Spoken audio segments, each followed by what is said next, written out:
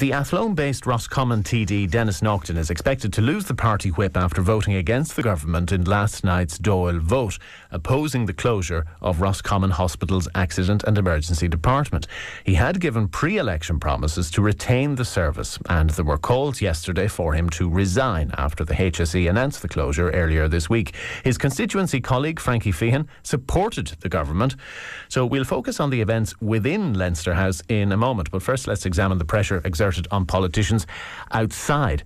Groups from Roscommon and Portlaoise converged on Kildare Street, and our head of news, Clara Walshe, was among them. Clara, good morning. Good morning to you, Will. Yes, I was among them, unmanned with a brolly or placard, but I was among them all the same.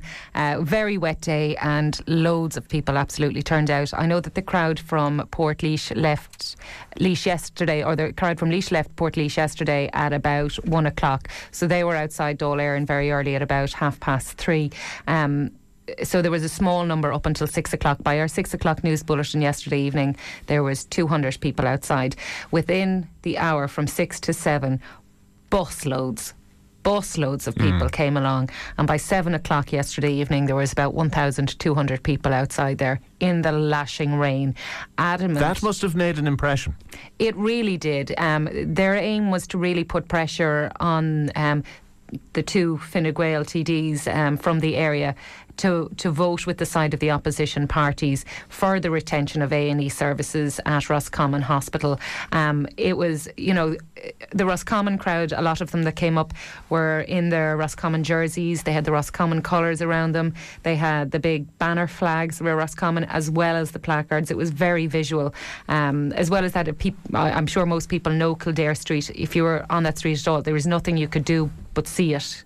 There was a mass protest there yesterday. They had whistles and stuff, and I think you could hear them while the Dail vote was going on, blowing their whistles and horns and stuff like that to put pressure on them. Now the group from Laois, and there was a good contingency from Laois as well at it yesterday, their mission up at Dail was twofold. First of all, it was to support the campaigners from Roscommon for the retention of A&E hours there, and also to highlight that despite being given the reprieve that services are going to be fine at Portlaoise Hospital for 6 months, and remember it's only for 6 months, no further commitment can be given at this stage for Portlaoise Hospital, that they're staying on with their campaign, that they're going to remain active to ensure that there is no touching of services or operations or anything at the Midlands Regional Hospital, Portlaoise. So who did you meet? I spoke to a lot of people from Portlaoise, or from the county Laois yesterday that travelled up. I have this piece for you.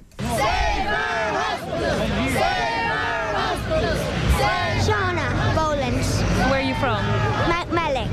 And why are you here today? To save our hospital, because I was born in it. I don't want to shut it down. Annette Lawler from Portlaoise. I'm here for the fight for the hospital here in Portlaoise, because I'm going in and out of there for the last 30 years, and the staff and the whole lot is very good. From top to bottom is very good, and they don't know what to do with you when you're going. Do you believe that the hospital is safe in the long term? No, it's not. Give it another 6 months and we'll be all up here again, or in Portlaoise. And we have to get out now and fight for it. Ned Buggy, I'm from Cressy-Yard. I worked in the regional newspapers, the Kilkenny People Group, for years. We were let go in 2009. I could have heard VHI then, but now I'm here to fight for the hospitals, because everyone needs hospitals now, because they can't afford to pay VHI at the extravagant prices of VH now and the way they're gone. So it's up to everyone in every part of Ireland to fight for their hospitals. From Cressy-Yard, County Laois. County Laois Hospital is probably the second busiest in Leinster. Are you happy with HSE and Health Minister guarantees that nothing will be touched for 6 months? No, sure, that's a false promise, isn't it? For election purposes, when they get in, and when they don't get elected, zilch, zero, nothing. Billy. My name is Sean Maher from Dail in County Laois. Well, I've come up with the other crowd to support the initiative to keep Portlaoise General Hospital open. And I just would like to say, if the Minister is listening, right, the Minister has fooled some of the people, if he's not fooling all of the people. He's not fooling us in Laois, right, that it might be 6 months from now when he plans to close our hospital in Laois. But just one more word, we'd like the Minister to know, right, that he's not codding us, so he can stop fooling around with us. come out and talk to us. I'm Siobhan, I'm from Medic. And why are you here today? The Dail mother dragged us. Is the hospital important to you? Yes. We are asking you out to talk to us. I'm Kate Murphy and I'm from Mount Mellick. Why are you here today? To save our Portlaoise hospitals. How important is it to you? Very. Did you ever have to use it as a young person? No, but my sister had to use it a few weeks ago and she's 3. She hit her head off the concrete and she was rushed in straight away, so save our hospital! John Riley, Minister for Health. I'd appreciate your invitation to the Portlaoise Hospital Committee.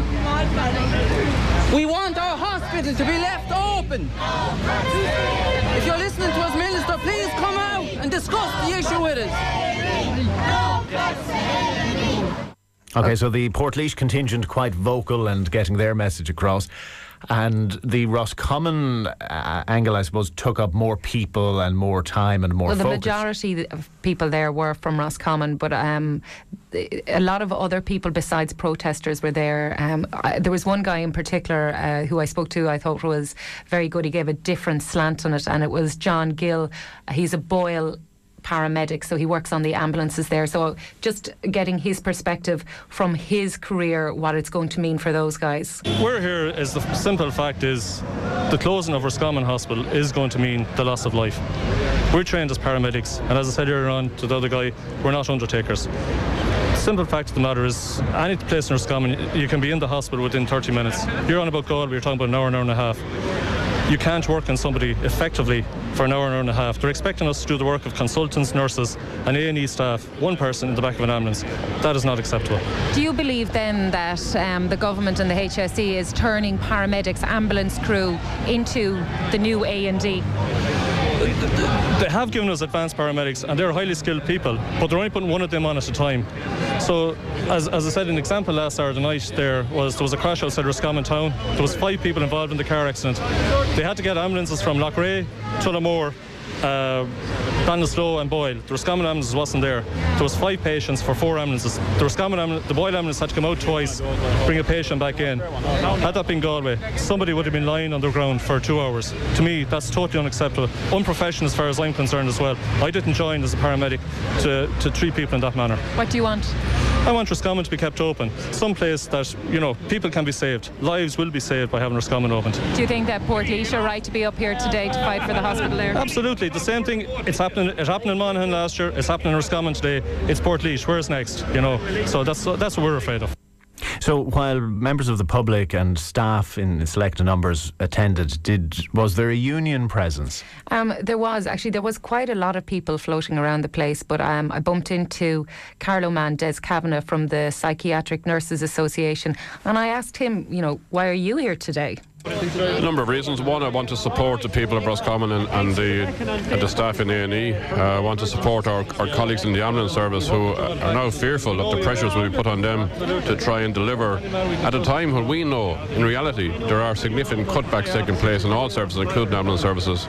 I'm also aware that for the ambulance staff in Roscommon who will need to have at a moment can bring one of our patients who is suffering from deliberate self-harm or maybe overdose, can currently bring them into the A&E in Roscommon.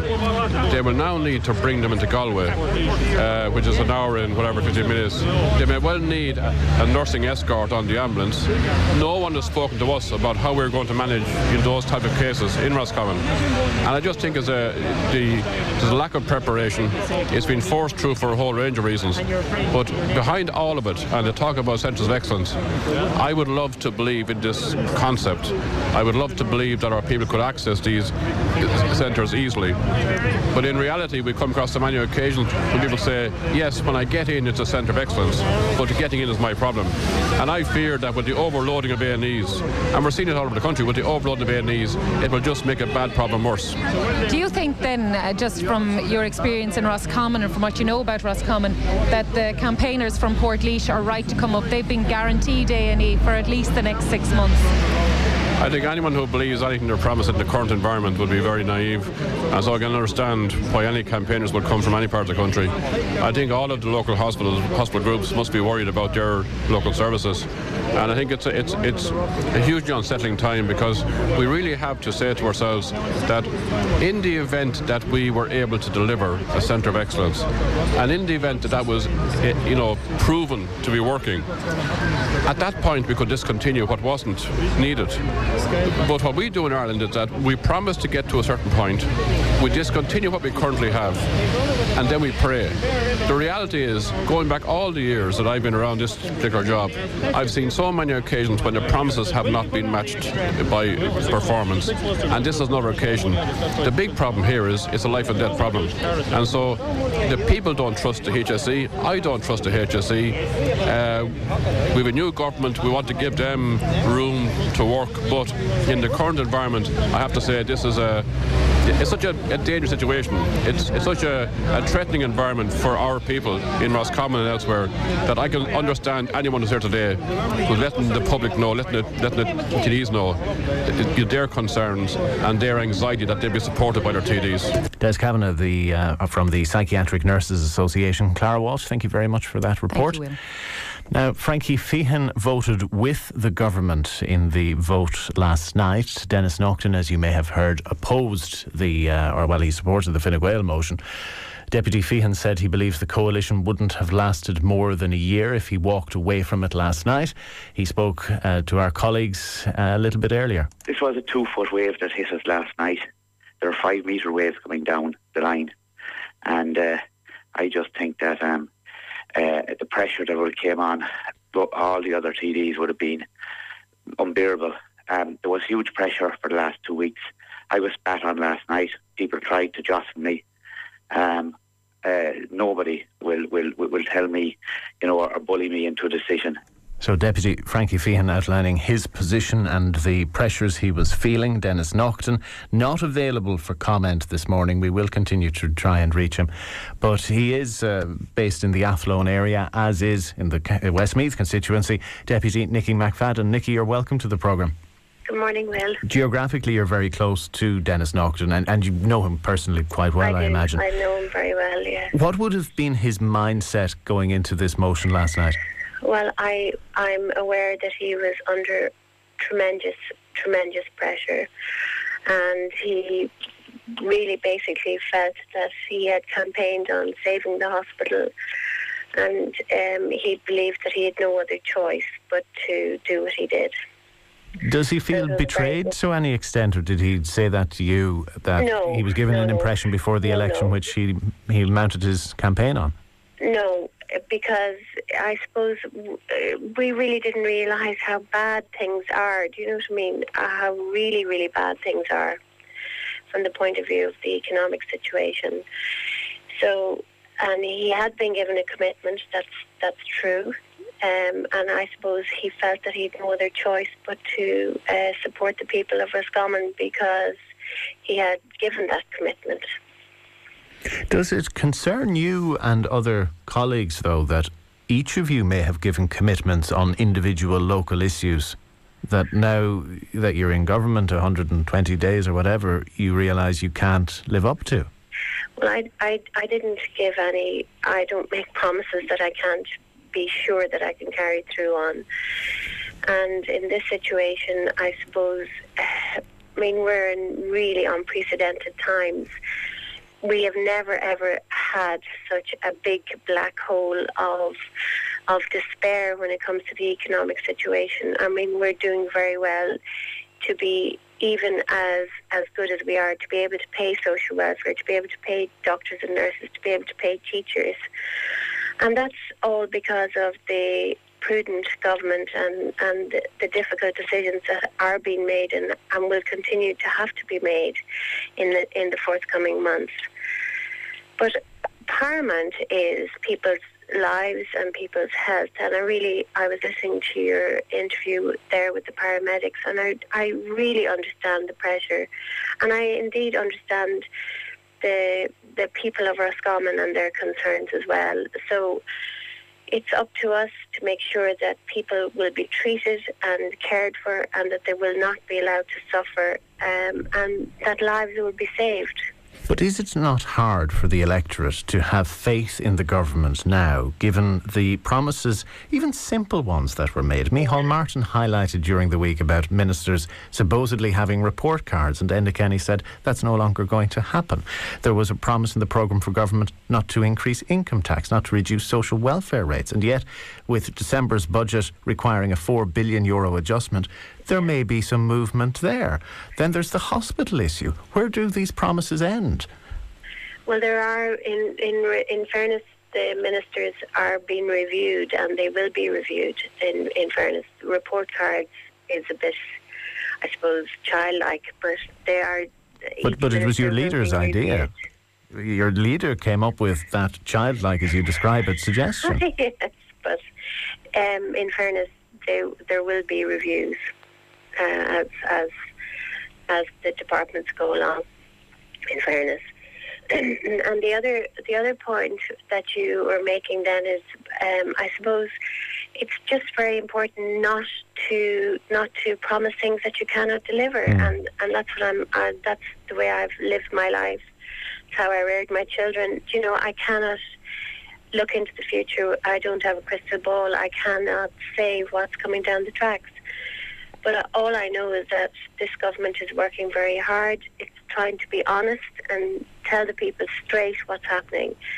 And like Michael Noonan is constantly trying to find ways of not increasing taxes or not taking money from people that are on social welfare. We have to protect the most vulnerable. I suppose the important distinction that you've hit on is honesty. And if you, as a TD, went into government, discovered the situation was far worse than you believed before the election, that's one thing. People might be able to accept that. If there are situations where it would have been apparent prior to the 25th of February that these promises could not be kept, but they were made anyway, could you be forgiven for that as a party, as a government? Well, I suppose the most important thing is that we put a health service in place, and it's about reforming the whole health service and making savings where savings can be made, and putting in place a system where people are not under pressure, like the paramedics are not under pressure or feel that they're carrying the whole health service on their shoulders. And I suppose that's the commitment that this government have given, and I believe that we will reform the whole health service. It's about providing proper centres of excellence where there will be less people on trolleys, where waiting lists will be cut, and that's the commitment James Riley has given. So and what's we will next introduce the universal health package, but it will take time. What's next for Denis Naughten then? Will he lose the party whip? Is that what you're hearing? I'm not sure. I'm absolutely heartbroken for Denis, because he's such a sincere, honest, decent person, and I know the pressure that Frank Fionn and he were under, and they just really, both of them really wanted to do the right thing and to stand by the people of Roscommon. So Denis Naughten probably wasn't in huge favour with Enda Kenny and the party leadership anyway, though, after breaking ranks last year and siding with Richard Bruton. He was appointed the committee chair of the health committee, so that was water under the bridge. Enda Kenny is bigger than that, Will. He moves on. He doesn't hold grudges, or he doesn't bear grudges, you know. Will he hold a grudge about last night's vote? I'd say I can't read Enda Kenny's mind. I haven't been talking to him, but I would say that he would understand where Denis is coming from. Deputy Nicky McFadden, thanks for taking our call this morning. Thank you, Will.